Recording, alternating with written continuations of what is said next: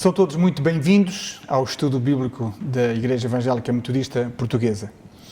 O texto que servirá de base para a nossa reflexão está no Evangelho de Lucas, no capítulo 10, versículos 25 a 37, e convidava cada um de vocês a estarem com o texto e a poderem fazer esta leitura comigo. Diz então assim a palavra do Senhor. E eis que se levantou um certo doutor da lei, tentando e dizendo: Mestre, que farei para herdar a vida eterna? E ele lhe disse: que está escrito na lei? Como lês? E respondendo ele, disse: Amarás ao Senhor teu Deus de todo o teu coração e de toda a tua alma e de todas as tuas forças e de todo o teu entendimento e ao teu próximo como a ti mesmo. E disse-lhe: Respondeste bem, faz isso e viverás. Ele, porém, querendo justificar-se a si mesmo, disse a Jesus: E quem é o meu próximo? E respondendo Jesus disse: Descia um homem de Jerusalém para Jericó e caiu nas mãos dos salteadores, os quais o despojaram e espancando-o se retiraram, deixando-o quase morto. E ocasionalmente descia pelo mesmo caminho certo sacerdote e vendo-o passou de largo. E de igual modo também um levita, chegando àquele lugar e vendo-o, passou de largo. Mas um samaritano, que ia de viagem, chegou ao pé dele e vendo-o, moveu-se de íntima compaixão. E aproximando-se, atou-lhe as feridas, deitando-lhes azeite e vinho, e pondo sobre a sua cavalgadura, levou-o para uma estalagem e cuidou dele. E partindo ao outro dia, tirou 2 dinheiros e deu ao hospedeiro e disse-lhe: Cuida dele, e tudo o que demais gastares, eu te pagarei quando voltar. Qual, pois, destes 3 te parece que foi o próximo daquele que caiu nas mãos dos salteadores? E ele disse: O que usou de misericórdia para com ele. Disse, pois, Jesus: Vai e faz da mesma maneira. Ao terminarmos esta série de estudos acerca daquela pergunta, onde está o meu próximo, voltamos ao texto do primeiro estudo, em Lucas capítulo 10, como já referenciamos, e este texto que nos apresenta a ação do chamado Bom Samaritano. E este texto leva-nos à pergunta do doutor da lei, mas leva-nos também à pergunta de Jesus para com o doutor da lei. Ou seja, nos Evangelhos nós encontramos muitas ocasiões onde são colocadas perguntas, onde as respostas surgem, por vezes de uma forma objetiva, outras vezes não, e há outras ocasiões em que a pergunta é colocada e a resposta surge também com uma pergunta.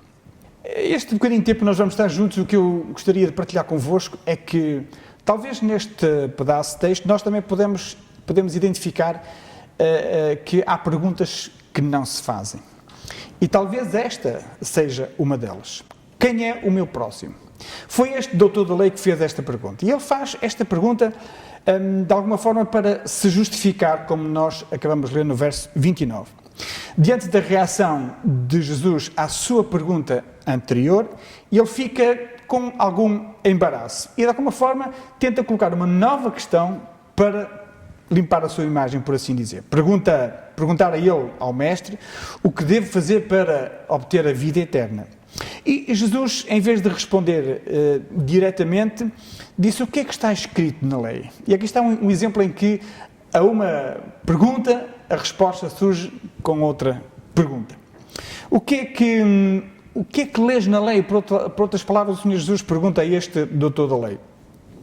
Foi talvez como tendo-lhe dito: então não sabes esta coisa que é tão evidente e que está na lei, sendo tu um doutor da lei?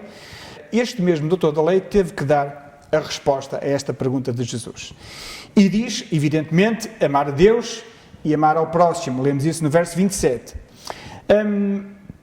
De alguma forma, Jesus coloca aqui também o doutor da lei numa situação um bocadinho embaraçosa, porque ele faz uma pergunta cuja resposta ele sabia e mais, cuja resposta praticamente todos saberiam também encontrar. tendo outra vez a tentativa de se justificar perante este embaraço que o doutor da lei causa a si próprio, que ele coloca a outra questão seguinte, e que é esta que nós vamos avaliar um bocadinho, que é: e quem é o meu próximo? Digamos que não foi para justificar-se acerca da sua salvação ou da sua reputação enquanto doutor da lei. Para ele, doutor da lei, aquela pergunta era mesmo importante. Tentar saber quem é que era o seu próximo. Havia, de alguma forma, uma certa dicotomia naquele tempo do próximo e do não próximo. Aqueles com quem nós convivíamos e os outros com quem nós não convivíamos. E, portanto, esta pergunta era realmente importante para o seu cotidiano. Imaginemos que o pagão não fosse próximo. Imaginemos que o romano, que o pobre, que o doente não era o seu próximo.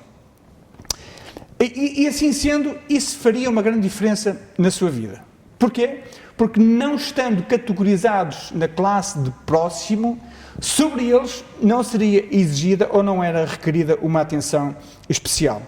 Desta maneira, o doutor da lei estaria livre de lhes prestar algum serviço, de lhes prestar alguma atenção, um serviço por amor, essencialmente.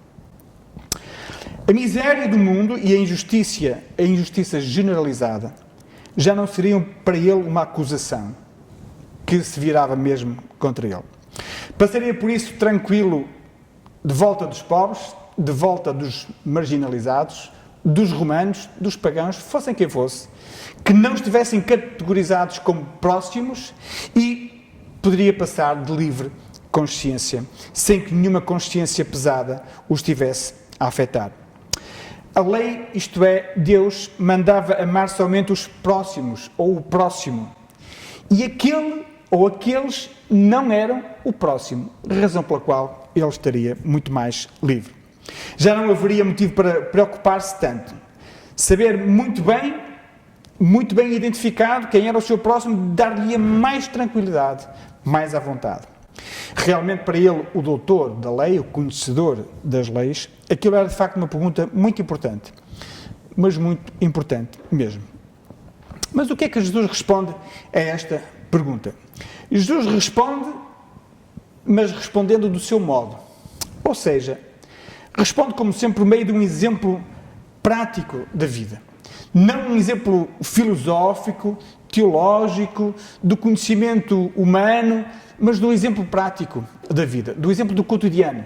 De tal forma que quer o doutor da lei, quer os outros que estivessem a ouvir, entenderiam completamente e perfeitamente esta ilustração do Senhor Jesus. E é neste contexto que surge então a história que nós conhecemos, chamada de Bom Samaritano, e que nós conhecemos de forma muito objetiva, com certeza. Portanto, resumidamente, nós temos aqui alguém que é atingido pelos salteadores, é espancado, é roubado, fica à beira do caminho, sozinho, abandonado. Entretanto, passa um sacerdote, um conhecedor das normas e da religião e do cuidado e do amor que era necessário prestar ao próximo, e passa de lado. Era conhecedor das coisas da religião, era conhecedor das coisas da teologia. Sabia situar-se com a sua fé neste contexto complexo e complicado. Mas ele chega lá, olha, percebe que a pessoa está indefesa, que está necessitado, mas nesta história que Jesus nos conta, o sacerdote olha, passa, desvia para o outro lado da estrada e não presta atenção. Passa igualmente um levita, digamos que um sacerdote de segunda categoria, e tal como o sacerdote tinha feito inicialmente, olha, percebe que há necessidade de alguém de ajuda, mas avança, olha, passa para o outro lado da rua e avança. Este homem, mais uma vez, não dá atenção a quem está diante dele. E depois, eis que surge um samaritano. E aqui a questão, diante do doutor da lei, talvez ele tenha inicialmente entendido que os dois primeiros personagens fazia sentido, até ele de alguma forma se pudesse relacionar com eles, ou ligar com eles, o sacerdote e o levita, mas o samaritano, por que razão aparece este personagem nesta história de Jesus, que até estava a correr relativamente bem para aquilo que ele queria? Mas este samaritano na opinião do doutor, alguém que era um herege, que era um renegado, um bandido, alguém que não se devia dar o mínimo de cuidado. O que é que este samaritano vinha fazer esta história de Jesus que ele estava a contar? É que até agora o doutor da lei consegue seguir bem esta história de Jesus, mas agora as coisas complicam-se. É que ele identificou-se com o sacerdote e com o levita, pessoas corretas no seu pensamento e na sua ação. Mas agora, onde é que Jesus quer chegar com este samaritano? É que o samaritano chega, olha e para.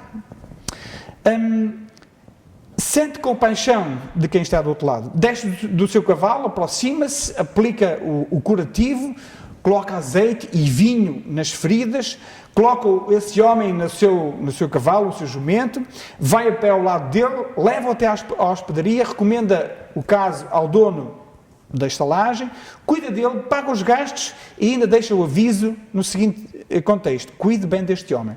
Tudo o que possa gastar, na minha volta, eu vou assumir essas responsabilidades. Aqui, para o samaritano, Deus não entrou, nem a lei. Foi o bom senso, foi o cuidado de quem estava a precisar de ajuda. O cuidado e o bom senso de um homem que não pode ver o outro a sofrer. Não há aqui religião, não há aqui lei, não há aqui argumentação teológica, seja ela qual seja. Há aqui a necessidade, um entendimento da necessidade de outrem que precisa da nossa ajuda. Por vezes, a categorização de quem é o nosso próximo deixa-nos muito tranquilo. Mas a verdade é que, por vezes, com esta colocação de quem é o nosso próximo, nós queremos nos colocar a nós próprios no cerne da questão e no cerne da importância da pergunta.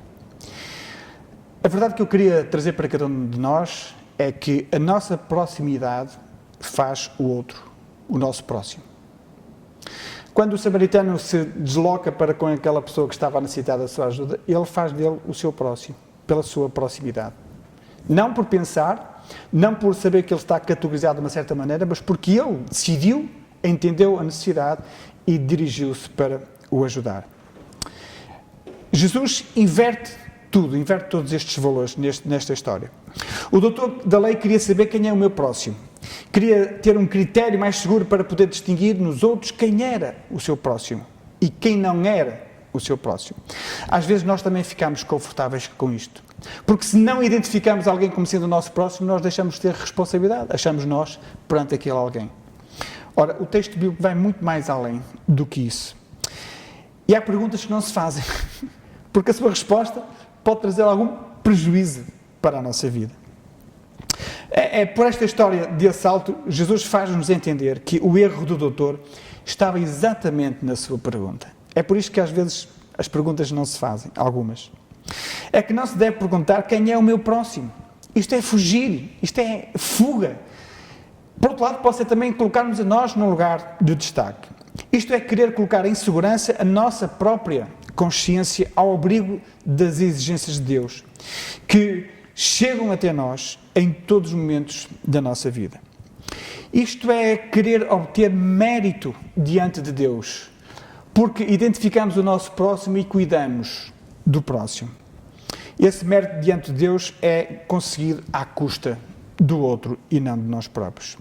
Identificando como próximo aquele que precisa de ajuda. O outro a quem se ama, por ele ser próximo, já não é amado por ser ele mesmo, mas é amado apenas porque eu posso trazer-lhe salvação.